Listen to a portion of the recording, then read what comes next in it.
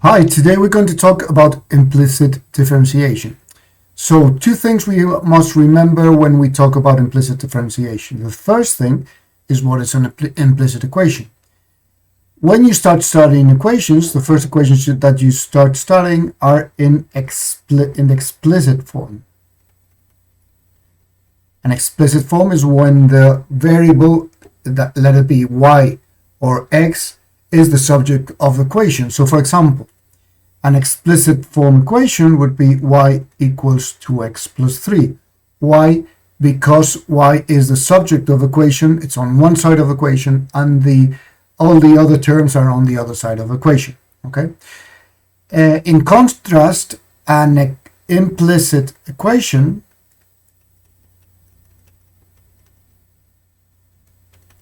is where all the variables are mixed up. So, for example, x cubed plus 3y squared equals 2x plus 5 would be in implicit form. So when we're talking about implicit differentiation, we're talking about the differentiation of this second form of equation. Okay. The next thing we must remember is the chain rule. The chain rule is a great tool when we're differentiating. Chain rule. And what was the chain rule? I always compare the chain rule to those Russian dolls when there's one doll inside the other. Why? Because what the chain rule says is that if we have an equation f which depends on another equation g which depends on the variable x, so f of g of x, and we want to differentiate that equation,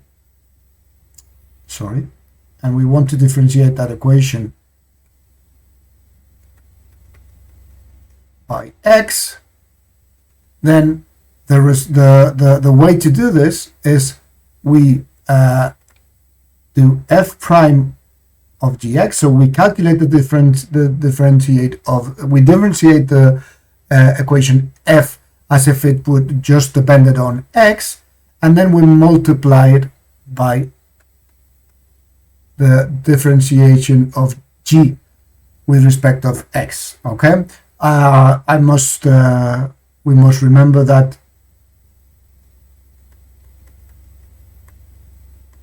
this is the same as writing this.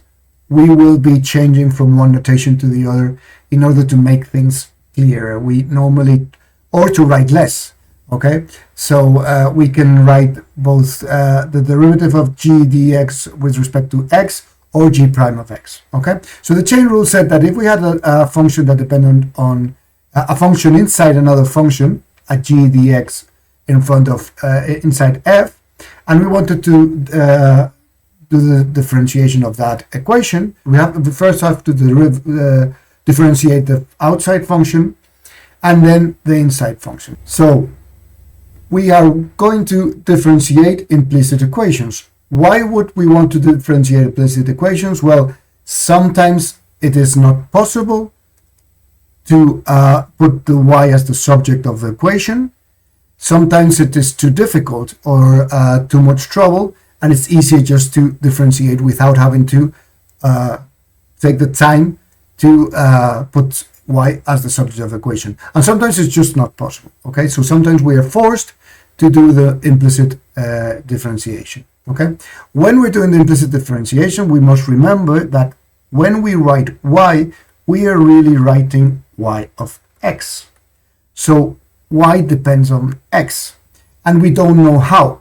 So really, when we have a function of y, we have to apply the chain rule. We have to imagine that this y is really something like this, and that when we're going to differentiate it, we've got to first do the derivative of that y function, and then write down the derivative of my y on, or how y depends on x, which we don't know. For example,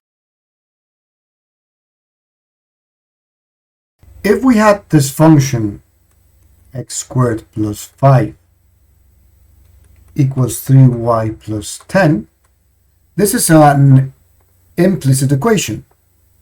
In this case, it would be possible to put y as the subject of equation. I'm going to write x squared plus 5 minus 10, and then as 3 is multiplying, I'm going to divide it all by 3, so that we have here that the explicit form would be x squared minus 5 divided by 3. Okay, so we could write it in the explicit form, and then as we have it in the explicit form, our change of y with respect to x, our derivative of y with respect of x, is going to be directly 2x divided by 3. Okay, remember that this would be x squared divided by 3 minus 5/3, and the third, this would be 2x divided by 3 minus 0. Okay, so this would be doing it in the explicit form, but it's not always possible. Let's check. Let's do this derivative in the implicit form. Let's start with this part over here.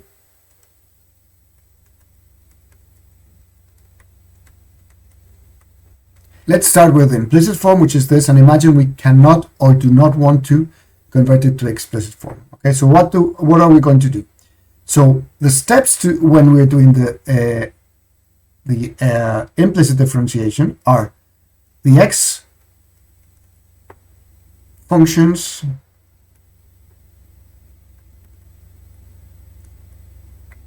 are differentiated normally. The y functions are differentiated by the chain rule, and so always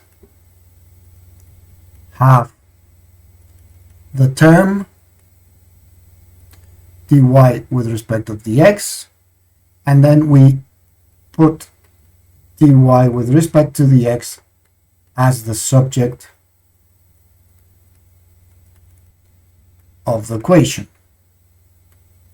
So this would be the process to do implicit differentiation. I'll show you an example. So we have x squared. Let's separate this. So we have x squared plus 5 equals 3y plus 10. So if we want to differentiate all this with respect to x, we're going to differentiate both sides of the equation. Let's do the left part first. X squared is a term in x. We're going to differentiate it normally. That's 2x. 5 is a term with and without x. It's just a constant, and constants, the differentiation is always 0. Okay? Equals. And now we have a y term. Okay? So y term, we're going to differentiate it using the chain rule. So first, we're going to differentiate the outer function, which would be 3y, so that it's 3 times y. It would be 3 times the derivative of y is 1, so that would be 3 times 1, times the derivative of how y changes with x. So in the y functions, we always have this term, okay, and then we have a 0 in the term in the 10. Okay, so if we do now the third step, which would be we're going to write the derivative of y with respect to x as the subject of the equation. So that's 2x divided by 3, which, as you see, is exactly the same result as using the explicit form. So let's look at 2 quick examples. Just to practice, we have 5x squared plus 3 equals 2y cubed plus 5. Okay, so it's much more difficult to write this implicit equation into the explicit form, and I won't. So the way to proceed is not even try it and do the implicit differentiation. So if we want to differentiate this, we're going to start by on the left.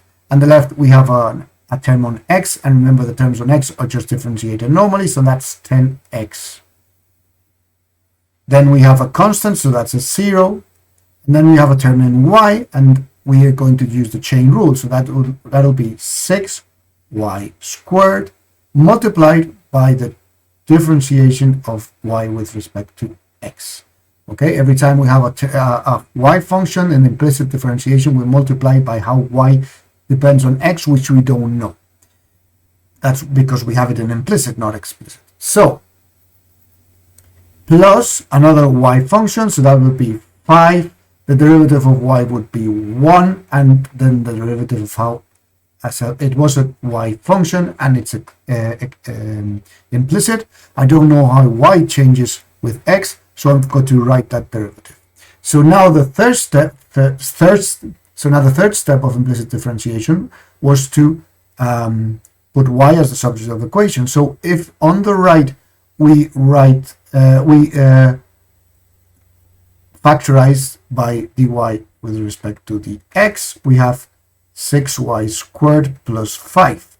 Okay, so now if we write that on the left and leave it as the subject of the equation, that would be 10x, which was on the left, and now I've written it on the right, divided by 6y squared plus 5. Okay, so again, we had an implicit equation. I did the derivative. The terms of x I just did them normally. In terms of y, I did them normally in the outside and then multiplied always by dy divided by dx. Plus 5, again, the term of y, dy divided by dx. Then I factorize by dy divided by dx, which leaves 6y squared plus 5. And then I've left it as the subject of the equation. Okay, and a third example. Okay, again, an implicit equation, not easy to write in explicit form, so I won't even try it. I'm going to do the implicit differentiation. So let's start. The derivative of the sine of x is the cosine, so it's an x function, so I'm just going to do the normal derivative, 3 cosine of x. And now here I have a multiplication of an x function and a y function, so I'm going to do the multiplication rule. So I'm going to write a minus, careful with this minus, so I'm going to write a bracket there, so I will always remember to change the sign.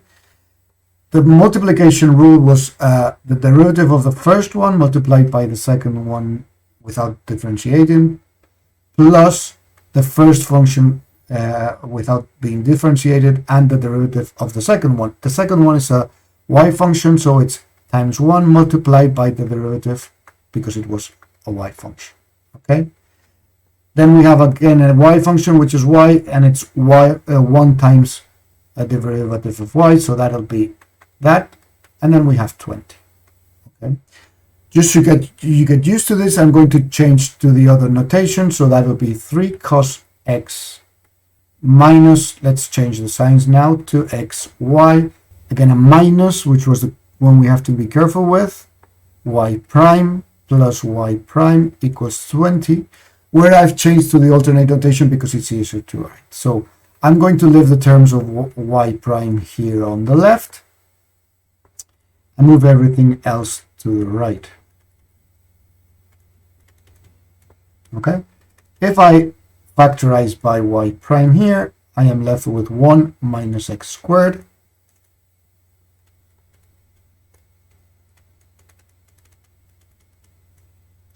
I will continue up here.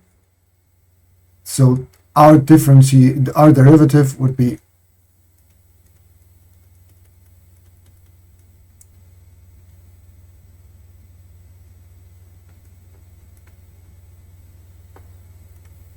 okay, as you see, has been easy using the implicit differentiation.